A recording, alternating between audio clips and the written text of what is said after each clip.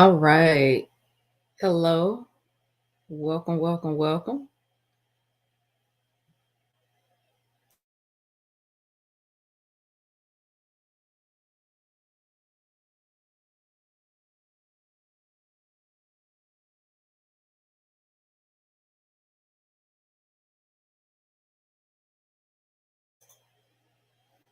Okay, so our sound check is great. Hello, Instagram fam. Hello to Facebook land and also hello, YouTube world. My name is Dr. Kim of Align with Dr. Kim, where we heal from burnout, where we create balance so we can express our brilliance while embracing well being. I am an alignment coach, and you don't need to believe everything you think. Don't believe everything you think. I know they say don't believe everything you read. You definitely have to question things that you think about as well. And I'm going to tell you why. So let's talk about it. The negativity in our thought patterns. We're going to break this down because I really want to get this out to you. I want this to help somebody who feels trapped in their mind, somebody who is being riddled with anxiety and depression, and your thoughts are just running away with you in your head. I want to say something to encourage you, as well as place the power back in your hands with it. I remember when I begged God for me just so I could put two sentences together in my mind. I was under so much amount of stress and I felt so low. My self-esteem had plummeted. I did not understand anything about myself. I just knew I felt really, really horrible and it was hard to think straight. I have been in those depressive plummets. I have been in anxious states of thinking, anxious states of behaving, and all because I did not understand how to manage my thoughts. And I am still working at it. Why? Because I am human. I am growing. I'm prone to make mistakes from time to time. But also, I am somebody that has become aware, and I also care about my well being and me being the best that I can be. Hence the term of living in your brilliance. We definitely want to be in alignment with the brilliance that is within us and all that is for us as well. So, why is negative thinking so prevalent? There are so many different research studies and reasons behind, or I should say, hypothesis behind why they say the human brain has such an affinity for negativity and fear. Fear sells. Fear in the media gets people to do the things that they want people to do. I don't know why I'm thinking about this right now, but if you remember the movie Monsters Inc., they were scaring kids, and that's how they were gaining power through fear, scaring the screams, and it would cause the city to light up. But also toward the end, as you all know, those of you who hadn't seen the movie, you should watch it with your kids or be a big kid yourself. But they got the same, if not better, response and power from bringing kids joy, from bringing people joy. Y'all imagine how different our world would be if joy and happiness and excitement was number one, if those were the main outcomes of everything that we did and everybody was intentional about that. Some people say they probably wouldn't be able to stand it. Hey Andrea, how you doing? I am checking the comments here. Thank you so much for leaving comments and for saying hello to me. Shout out to the replay viewers as well. Let me know you are let me know thoughts you what are you challenging? What thoughts are you challenging? Because we're talking about negative mindsets, negative thinking, overcome those negative thinking patterns. I want to talk a little bit about mindset management as well. But I talked about Monsters Inc. and the fact that a lot of fear based things will get people into behaviors and acting and doing things that people want them to do. Also, some people, their nervous systems can be addicted to the stress and the cortisol. Your body can recognize that as a norm, especially if that's what you have experienced early on in life. There are also some studies that suggest that whatever you experience, whatever chemicals that your mom released while you were in utero, that's the type of environment that you are familiar with. If your parents, they can hand down genetic things about you as well.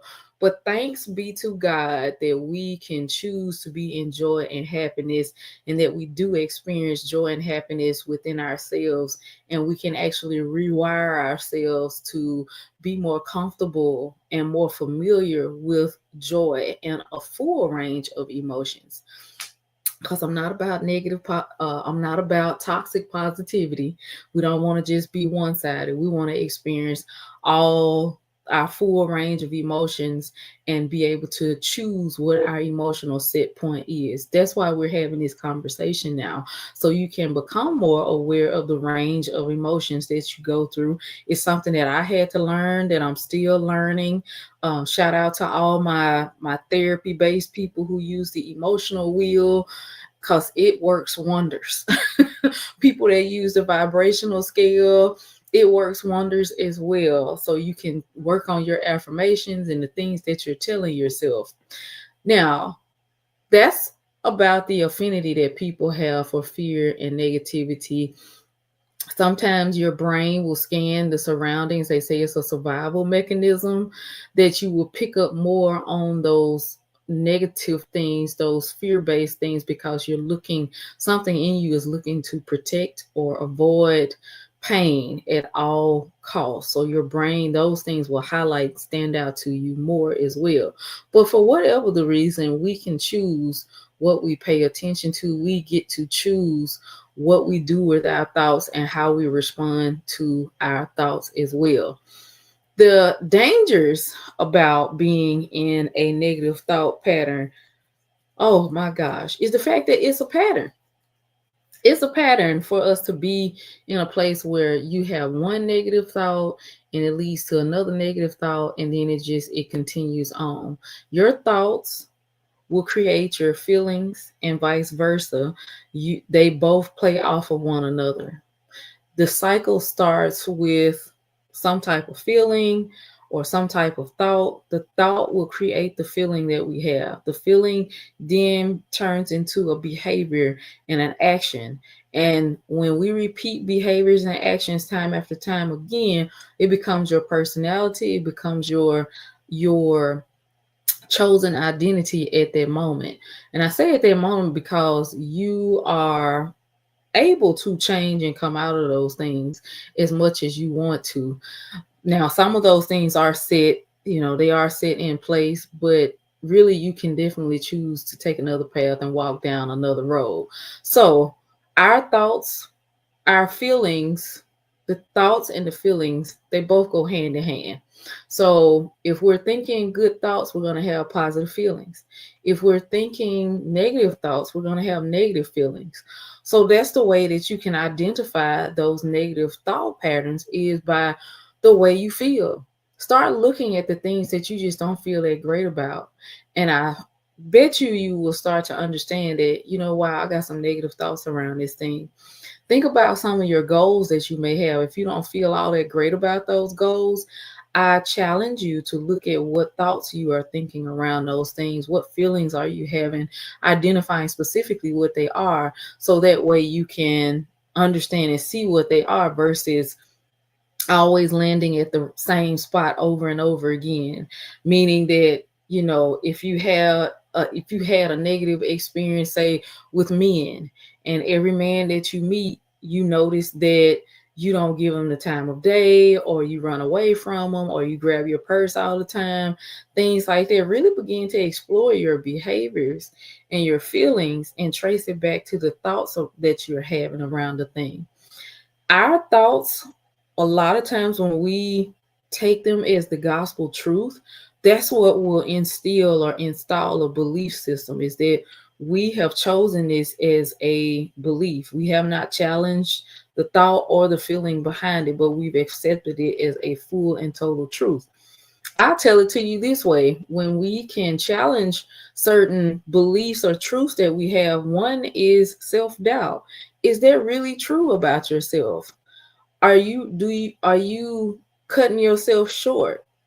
Thinking about it in that direction as well. If we are looking at a certain outcome, thinking that it has to be that certain type of way, that is a negative thinking pattern, because that's an all or none type of thinking pattern. And it gets kind of tricky sometimes, because that's the behavior pattern that is negative. You may not feel any way about it at all. So that's why I said start looking. I will also say this is, in order to identify the negative thinking patterns, is to look at where you're stuck in life, or where you feel stuck in something, you're experiencing something that's negative, or you keep getting a negative response in certain things as well. That's how you can become aware of the negative thought patterns. So we talked about why negative thoughts are so powerful, how you get caught in that cycle of negative thinking, because it's one feeling after another thought, and it just continues over and over again, and it becomes a cycle. It turns into anxiety. It looks like stress, but there's some type of cycle there, because there are constant emotions and thoughts going over and over and over in your mind. And if we don't challenge them, we won't be in a space of well-being.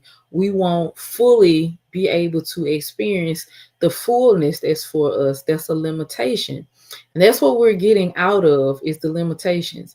So how do we challenge those things? Number one is starting to challenge them. If you catch yourself ruminating, that's the over and over and over and over again. Now, yes, there are also some things with intrusive thoughts and ruminating thoughts. And by all means, if you're working with a therapist, you already know what you need to do with those things and how to catch it.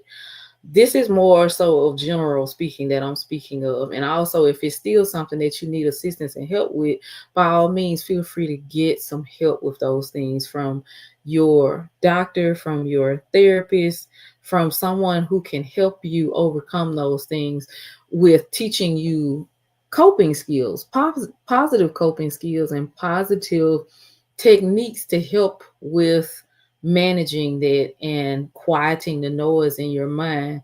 So, back to being able to challenge those things. I remember when I was in the space of rumination, this was after something negative had happened to me, and it was traumatic. A lot of times, those negative thought patterns will be related to some type of trauma that you've experienced, whether it was childhood trauma, an adult trauma, work trauma, burnout trauma, relationship trauma, something that happened with another person. Your brain will start to try to make sense of those things. Your brain will start to create different world views to protect you, to shield you, to stay away from certain things. This is how our body works. Our physical bodies will create and release chemicals within our system to let us know that this is danger, this is a threat, we need to get away from it. And if you can't run from certain things, you will either change your behavior. There are so many different manifestations of the coping mechanisms that people have in the face of trauma or in response to trauma. And some of that, we work through it through our resiliency journey.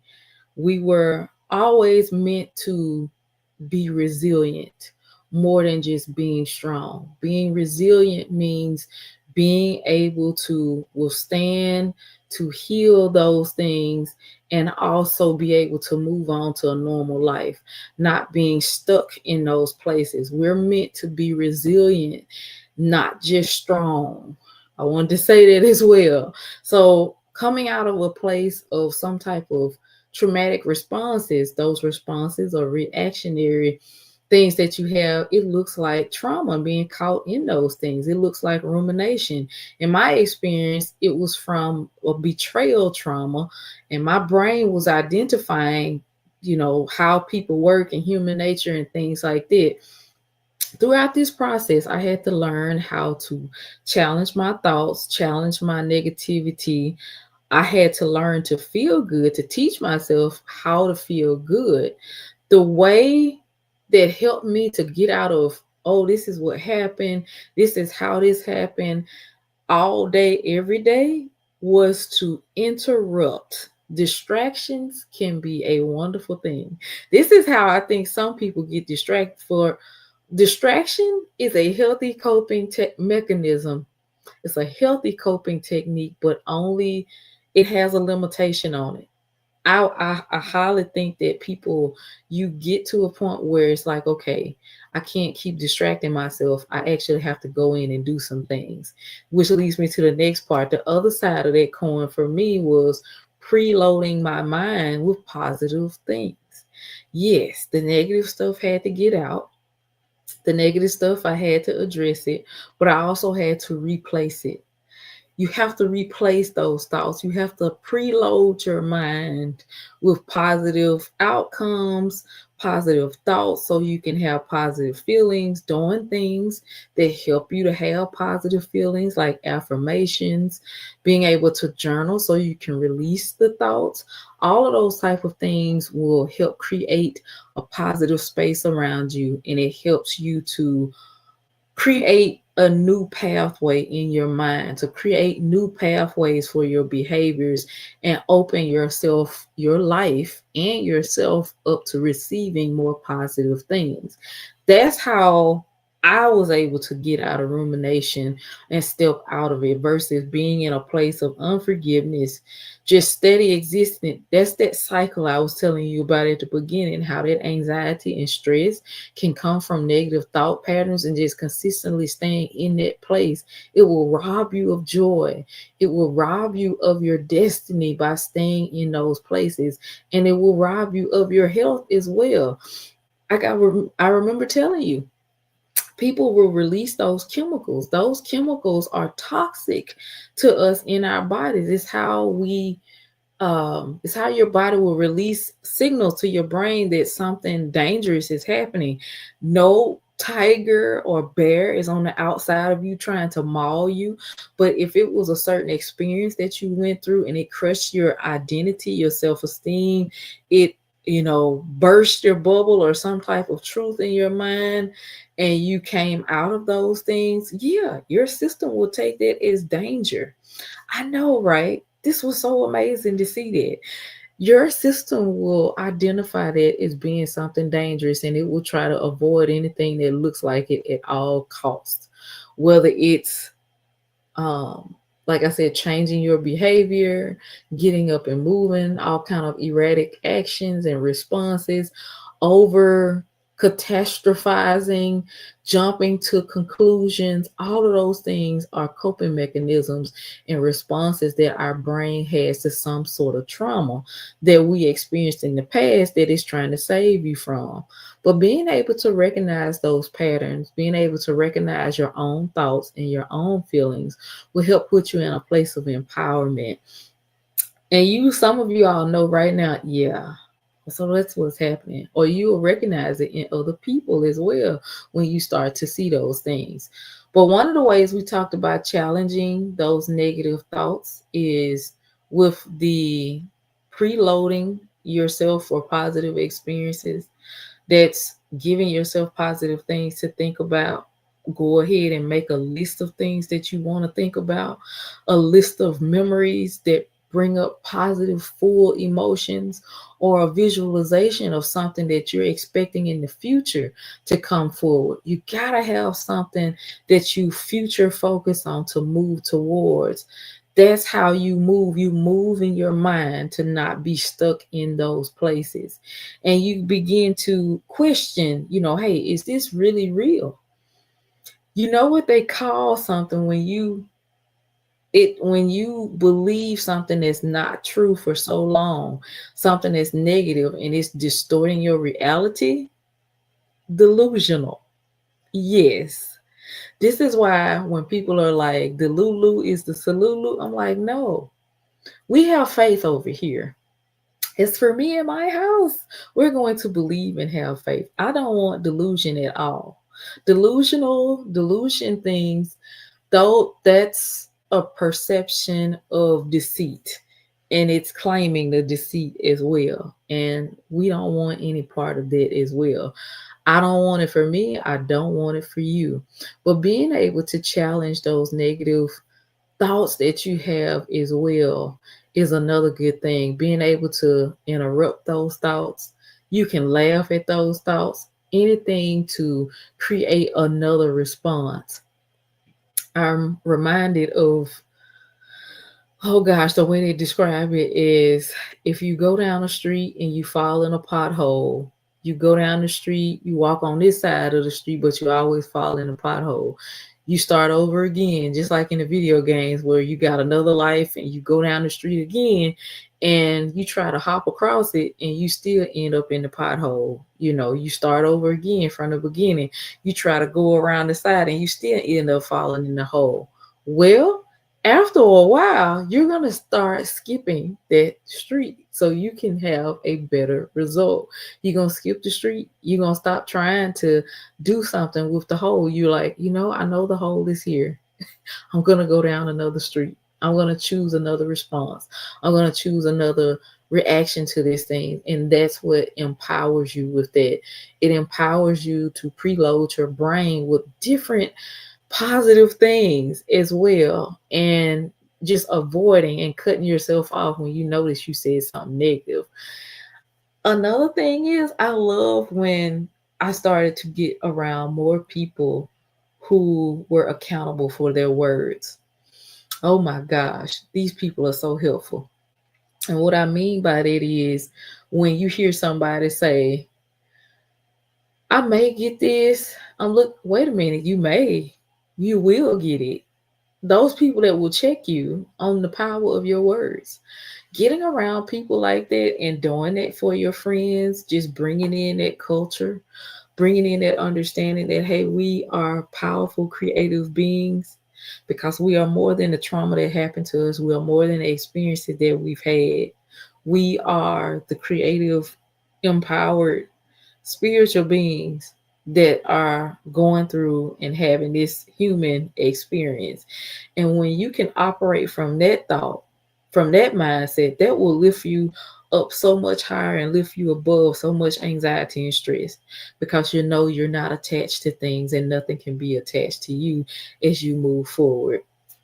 I want to tell you that I am so grateful that you are working on challenging those negative thoughts.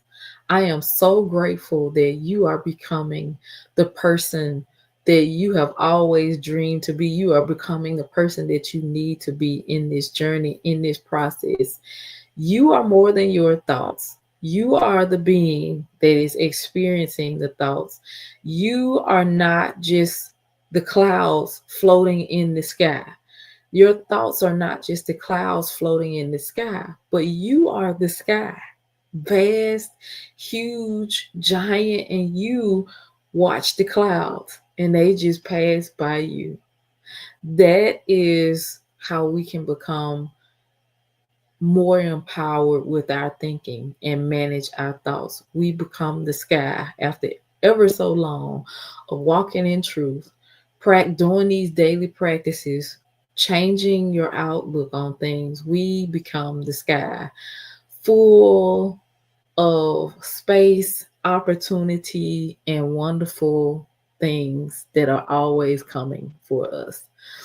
Let me know in the comments below what are some challenges, some thoughts that you are challenging.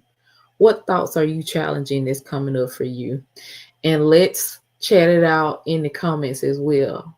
I know I am something that I have been challenging in my mind is I had to think about that because I've been just confessing so many wonderful things. So I challenge any thought that will come up about me not getting something. And I I instantly start reframing my mind. I have been faster about that now that I mention it because I remember working on those things for so long. Well, I remember sitting in those things for so long. And then I started to work and move from that space. And now I can catch it faster. This does not happen overnight, but what I am sharing with you can be a momentary thing for you just because I'm sharing it with you and I've broken it down for you in a way, hopefully, where you can understand it and it won't take you years to get through that process, friend.